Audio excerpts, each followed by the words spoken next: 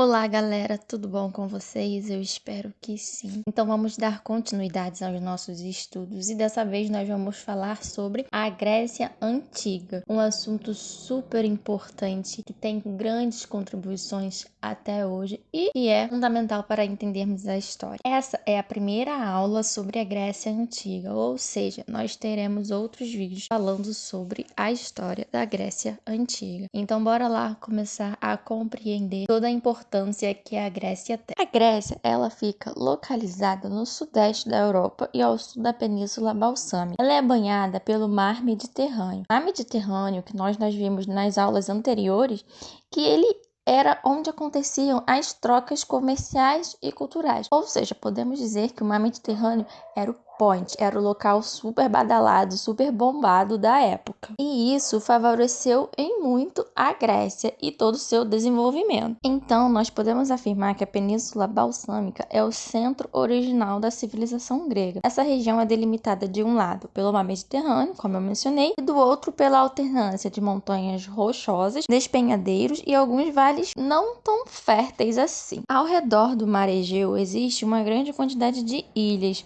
e algumas de grandes proporções, como a Creta. Os primeiros habitantes da Grécia também se instalaram na Jônia, lado oriental do Mar Egeu, região da atual Turquia. E aqui nós temos uma questão central para entendermos a formação da Grécia, do povo grego. É importante nós falarmos da Grécia e pensarmos na diversidade, porque não existiu apenas uma cultura grega, e sim várias culturas que foram agregando valores às suas civilizações desde o início do povoamento. E além disso, é importante termos em mente que a história da Grécia ela é dividida em alguns períodos. E quais são eles? Nós temos o período pré-homérico, o período homérico, o período arcaico, o período clássico e o período helenístico. Essa divisão é importante porque ela nos facilita a compreender melhor a história da Grécia. Antes de eu começar a falar sobre esses períodos, quero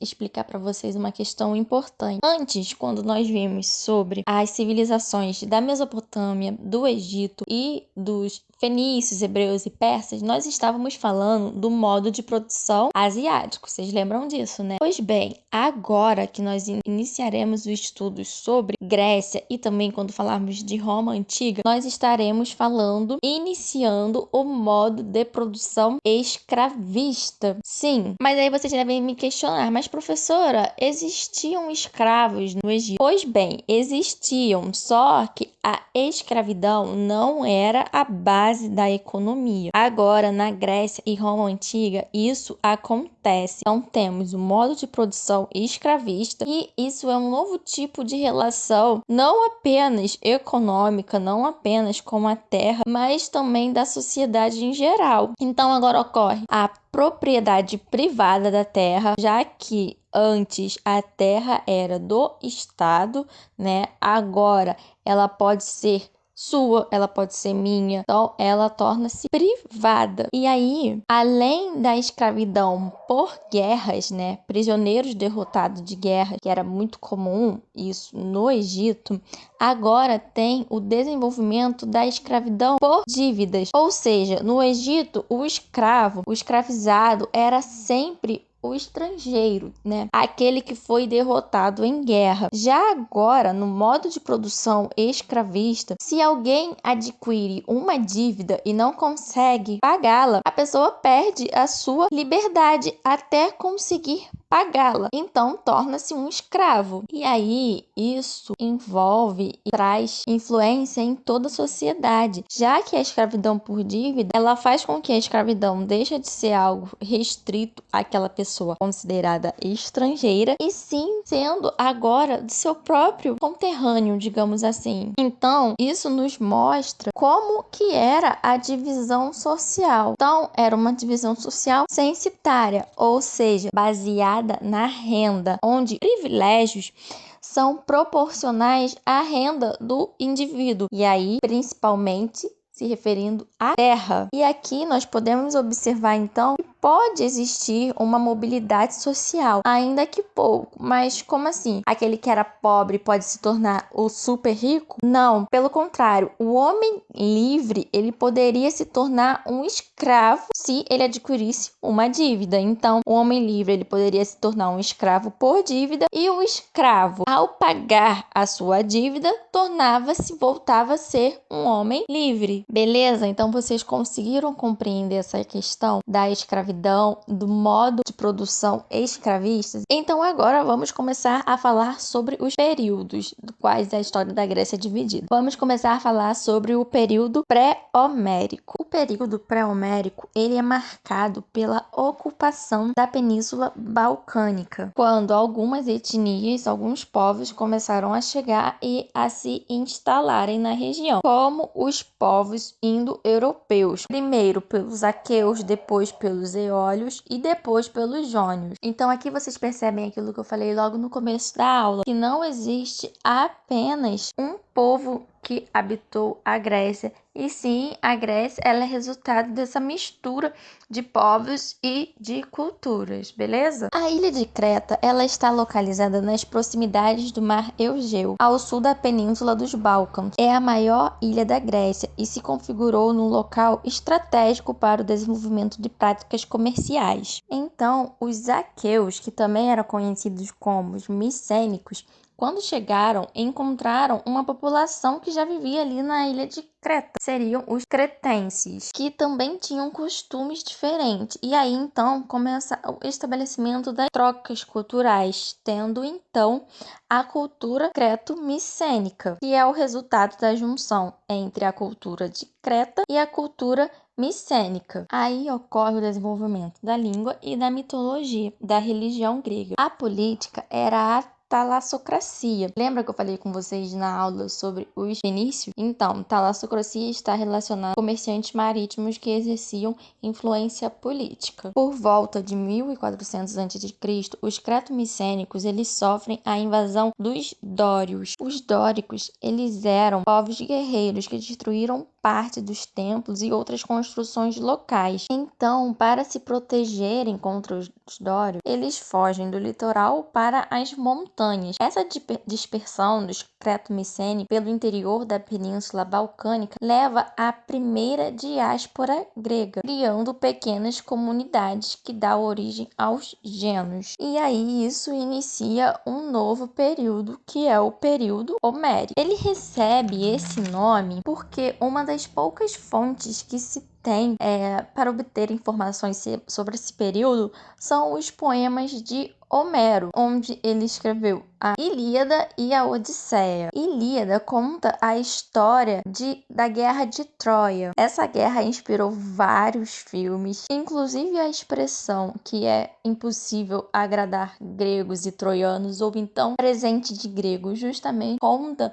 do cavalo de Troia, que foi o presente em que os gregos enviaram aos troianos, e por conta disso eles conseguiram derrotar os troianos, já que esse cavalo de Troia era uma armadilha, né? Enfim, se você não conhece sobre essa história da Ilíada, da Guerra de Troia, caso tenha um interesse, dê uma pesquisadinha melhor sobre o assunto. Agora, no período homérico, a organização grega é em grupos familiares, onde ocorreu o estabelecimento de pequenas trocas, se caracterizando como uma sociedade gentílica.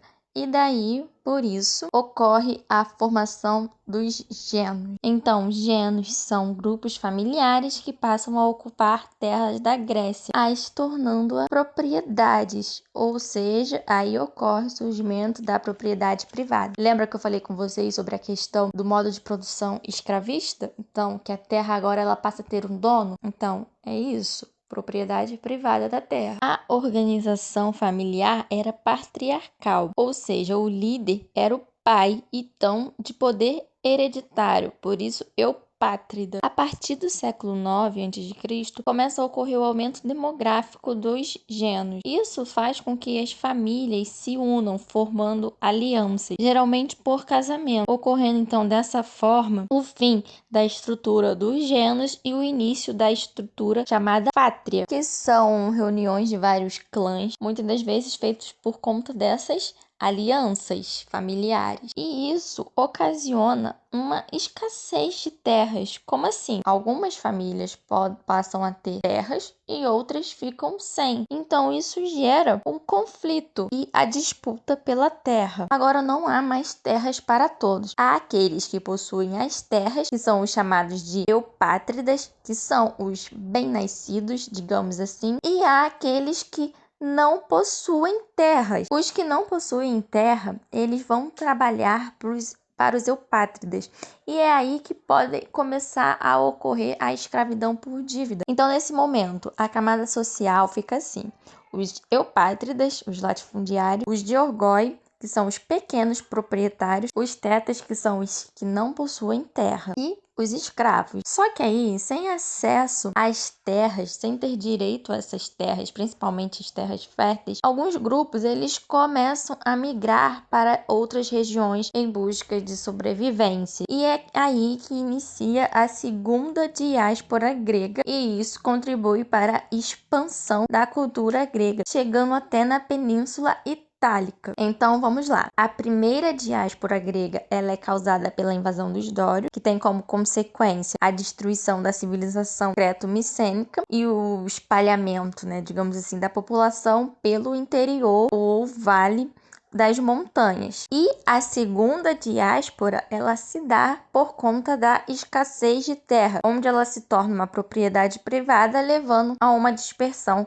para além da Península Balcânica, que chega na Península Itálica. E é justamente por conta dessa segunda diáspora que nós temos a formação das polis, que são as cidades-estado, demarcando então, iniciando um novo período, que é o período arcaico. O período arcaico ele é característico pela formação das polis gregos, que são as cidades-estados. Lembrando que cidades-estados já existiam em outras civilizações, como eu mencionei com vocês nas aulas anteriores. Na Grécia, as cidades-estados mais conhecidas são Atenas e Esparta. E aí, uma das principais características dessas cidades-estados, dessas polis gregas, primeiro é autonomia política, econômica e militar. E isso é muito importante por conta do isolamento geográfico, no que se refere à autonomia militar. Segundo, elas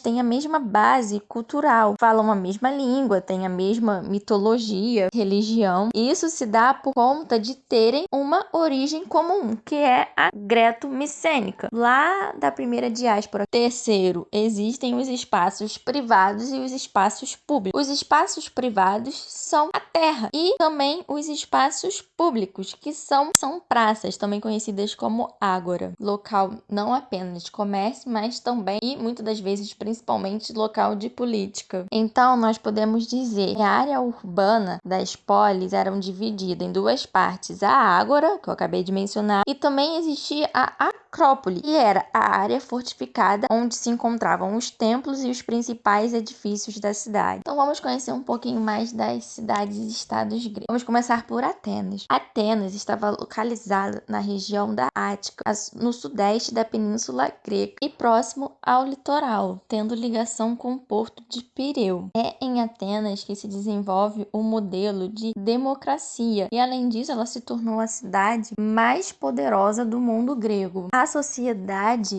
de Atenas era uma sociedade censitária, ou seja, com base na renda. E qual seria a renda dessa época? A terra. Então, nós temos os eupátridas, os demiurgos, os diorgóis, os tetas e os escravos. Sobre a organização social de Atenas, nós temos que ter em mente a questão de quem era considerado cidadão, quem não era considerado cidadão. Primeiro, vamos falar de quem não era considerado cidadão, porque aí engloba um número maior. Primeiro, os escravos capturados em guerra ou os que se tornaram escravos por dívidas. Em segundo, dos que não eram considerados cidadãos, nós podemos mencionar os metecos. Quem são os metecos? São artesãos e comerciantes estrangeiros que viviam nos arredores de Atenas. Terceiro, as mulheres. As mulheres não eram consideradas cidadãos de Atenas. Então, as mulheres elas tinham a função de servir aos seus maridos, elas tinham que ser subordinadas aos seus maridos, já que elas eram consideradas inferiores. Geralmente, elas cuidavam dos afazeres domésticos e dos filhos homens até eles completarem 7 anos de idade. Então, quem que é considerado cidadão? Para ser considerado cidadão ateniense, você tinha que ser homem nascido em Atenas, de pais atenienses. Então, ser cidadão era algo restrito na sociedade ateniense, já que apenas um grupo seleto poderia ser considerado cidadão. E aí, eles eram conhecidos como eupátridas. Por isso que eles estão no topo da pirâmide social. E sobre a organização política de Atenas, nós podemos observar que até os séculos 7 e 6 a.C., o poder político ateniense era controlado por uma elite aristocrática, detentora das terras férteis de Atenas, que eram os chamados eupátridas, né? Só que aí começa a ocorrer um processo de reformas legislativas em Atenas. Nós temos, então, a fase conhecida pela oligarquia ateniense, onde os principais legisladores foram Drácon, que fez as leis draconianas, que é o primeiro código de leis escritas de Atenas, tendo conteúdo conservador e um caráter muito autoritário. Depois nós temos Solon, que determina o fim da escravidão por dívidas, e isso incomoda e muito os eupátridas, já que pensa, se a escravidão era a base da economia, e aí Solon quer acabar com a escravidão por dívidas, os eupátridas vão perder muito dos seus escravos. Só que em contrapartida, ao determinar o fim da escravidão por dívidas, ele amplia a escravidão por guerras, ou seja, escravizar os estrangeiros, aqueles derrotados em guerras. Então, se perde escravo por um lado, eu ganho por outro lado. Em relação à estrutura política, o Solon ele propõe a criação da bulé. O que seria a bulé? Seria o Conselho dos 400, e também cria a Eclésia, que é a Assembleia Popular. É o Conselho Deliberativo. Então, pensem assim, a bulé propõe e a Eclésia determina. Essas reformas propostas por Solon desencadearam tensões sociais e culminaram no período conhecido por tirania. Depois de Solon, nós temos Clístenes. Ele divide o território ateniense em cidades, onde os rios viviam, o litoral para os comerciantes e o interior para os pobres. E faz a divisão dos demos, 10 unidades de demos distribuídas pelas cidades. Ele amplia a bulé para 500 membros, ou seja, 50 membros de cada um dos 10 demos. E é por isso que vem o nome democracia, já que era um governo dos demos. E aqui é importante comentar com vocês que por mais que a gente fale que Atenas ela é considerada o berço da democracia, que inspirou a democracia, nós temos que olhar para Atenas não com os olhos de hoje em dia, né? Porque se a gente for parar para pensar, como é que Atenas poderia ser considerada uma democracia, sendo que as mulheres não poderiam participar da política, não eram consideradas cidadãs? E isso só para dar um exemplo. Então é importante olharmos Atenas com os olhos da época, e nesse período sim, ela era considerada uma democracia, já que ampliou a participação política, beleza? Outra questão importante que Clístenes criou foi o ostracismo, e podemos dizer que era a punição dada àquele que atentasse contra a liberdade pública. A pena consistia em afastamento ou até mesmo a exclusão do cidadão de Atenas por um período de 10 anos. Então, se depois de 10 anos esse cidadão tentasse voltar, ele iria deixar de ser considerado cidadão. E aí, em muitos julgamentos, as pessoas, elas escolhiam, né, entre um ostracismo e pena de morte. Muitas pessoas prefeririam a pena de morte. Já se ela fosse expulsa, né, se ela fosse para outra cidade, ela seria considerada um estrangeiro, então corria o risco de ser escravizada. E depois de 10 anos, se conseguisse voltar a Atenas, não seria mais considerado cidadão. E agora nós vamos falar sobre Esparta, a cidade-estado Esparta. Esparta está localizada a sudeste da península do Peloponeso, em um vale cercado por altas montanhas. No que se refere à organização social de Esparta, nós temos os cidadãos espartanos, ou também chamados de esparciatas, que são os homens nascidos em Esparta, que iniciaram seus treinamentos militares aos 7 anos de idade. E aqui nós podemos observar uma diferença entre Esparta e Atenas. Enquanto Atenas tem um lado político muito forte, Esparta tem muito o lado militar mais reconhecido, mais poderoso. As mulheres espartanas também tinham mais reconhecimento na sociedade do que as mulheres atenienses, já que as mulheres espartanas recebiam a responsabilidade de educar os guerreiros da polis, além de, em muitos casos, também receberem treinamento militar, caso a cidade necessitasse, por exemplo, quando os homens estivessem fora em algum conflito e a cidade fosse atacada, as mulheres então poderiam guerrear, mas continuava sem ter direito à participação política. Então, os esparciatas, eles são os militares ou também os ópitlas, que são os soldados cidadãos. Também tem os periecos, que eles são os artesãos e pequenos proprietários, e por fim os ilotas, que são os servos da cidade, né?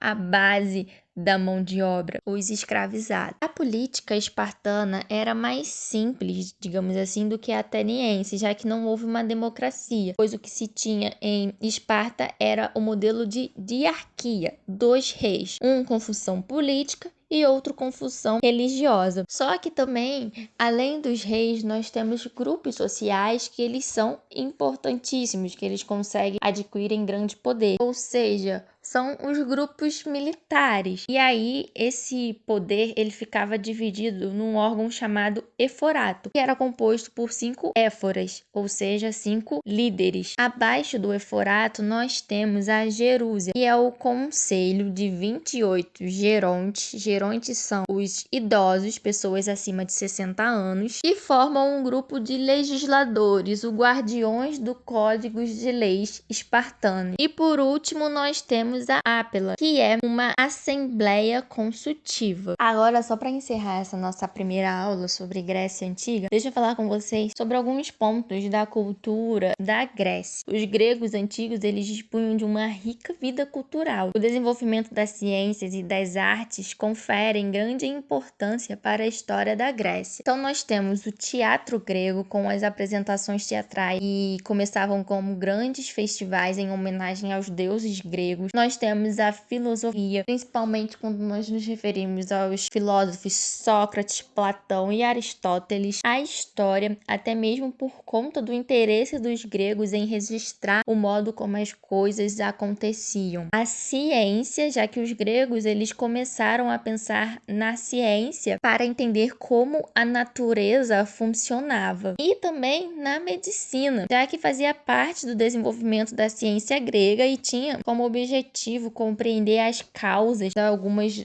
das doenças da época e pensar em possíveis curas. Então, assim, a Grécia Antiga, ela tem grandes contribuições para a história da humanidade. Então, essa é a primeira aula sobre Grécia.